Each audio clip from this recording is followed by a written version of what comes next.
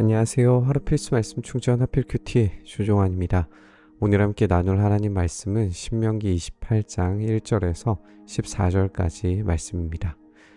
당신들이 주 당신들의 하나님의 말씀을 귀담아 듣고 내가 오늘 당신들에게 명한 그 모든 명령을 주의 깊게 지키면 주 당신들의 하나님이 당신들을 세상의 모든 민족 위에 뛰어나게 하실 것입니다.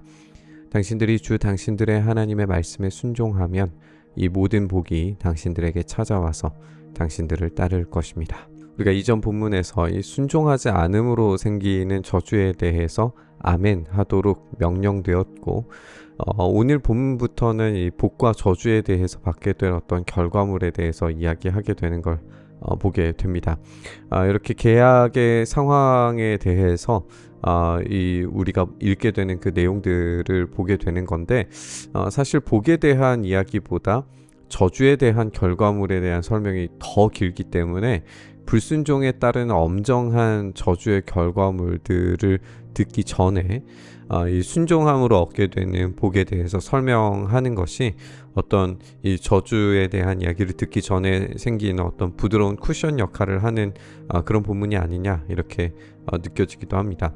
그런데 고대 문맥에서 이 계약 문서의 엄숙함과 강력한 구속력을 부여하고 또 속국에게 이 계약 파기 시에 따르는 엄중한 결과를 확실히 인지시키도록 하는 것이 이 계약 사항의 어떤 일반적인 문맥의 내용들이었습니다. 이런 저주들이 그렇게 사용이 되고는 했었어요. 그러니까 그런 문맥적인 그런 배경들을 생각하면서 오늘 본문을 읽어도 어떤 의미를 찾을 수 있을 것 같습니다. 당신들은 성읍에서도 복을 받고 들에서도 복을 받을 것입니다. 당신들의 태가 복을 받아 자식을 많이 낳고 땅이 복을 받아 열매를 풍성하게 되고 집 짐승이 복을 받아 번식할 것이니 소도 많아지고 양도 새끼를 많이 낳을 것입니다. 당신들의 곡식 광주리도 반죽 그릇도 복을 받을 것입니다. 당신들은 들어와도 복을 받고 나가도 복을 받을 것입니다.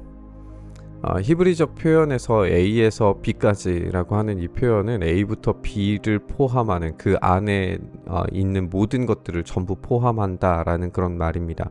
그렇게 생각해 볼 때 이스라엘이 순종함으로써 얻게 되는 복은 성읍부터 들까지 사람들의 태에서부터 땅의 열매를 지나 집짐승까지 이런 풍성함을 경험하게 되겠다라고 그렇게 말씀하시는 걸 읽게 됩니다.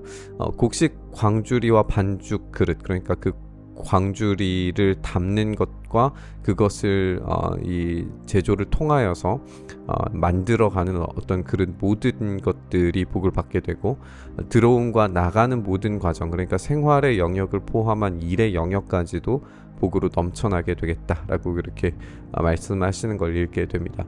순종함을 통해서 하나님의 복이 임하는 인간의 전 삶의 범위에 이 은혜가 흘러 넘치리라라고 하는 그런 말씀이고 신성한 은혜가 얼마나 포괄적이고 전방위적으로 벌어질 것인지를 기대하게 만드는 말씀입니다.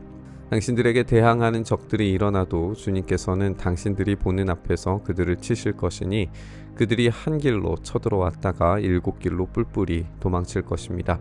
주님께서 명하셔서 당신들의 창고와 당신들의 손으로 하는 모든 일에 복이 넘치게 하실 것입니다.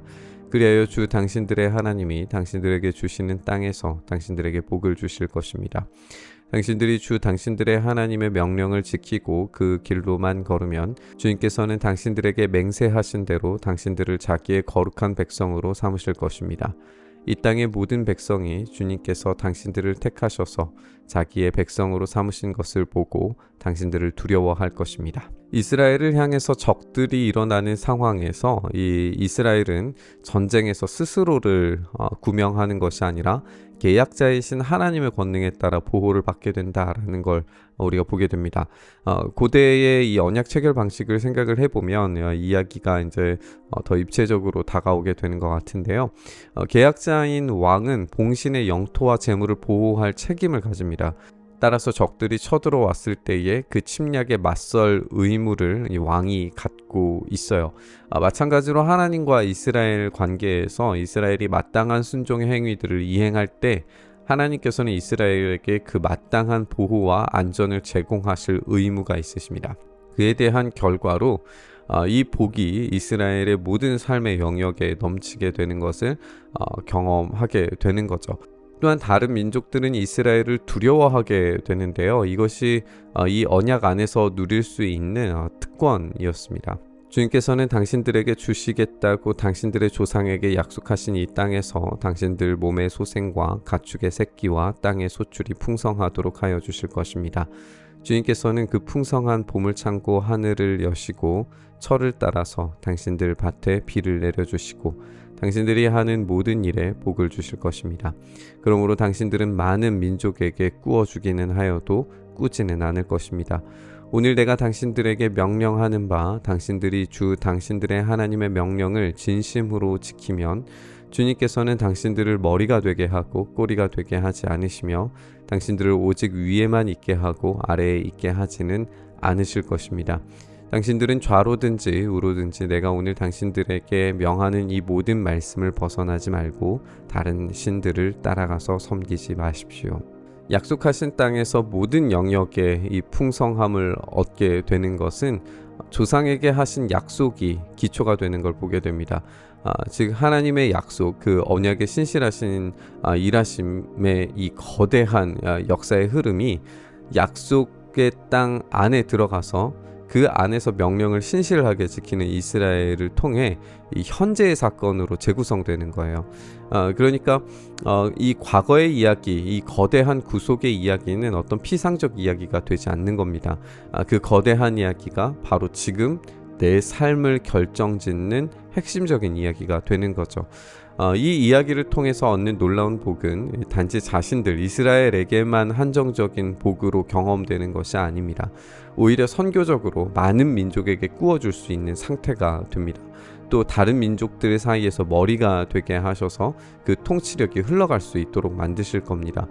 지금 이 이야기가 그리심산과 에발산 사이에서 벌어지고 있다는 점도 생각해 볼 때 이 14절에서 말하는 것처럼 이 좌로든지 우로든지 치우치지 말고 오로지 하나님 한 분만 섬기고 복종하라 라고 하는 이 명령은 이 명령을 수행하는 자들에게 굉장히 직관적인 암시를 들려주는 것으로 경험될 겁니다.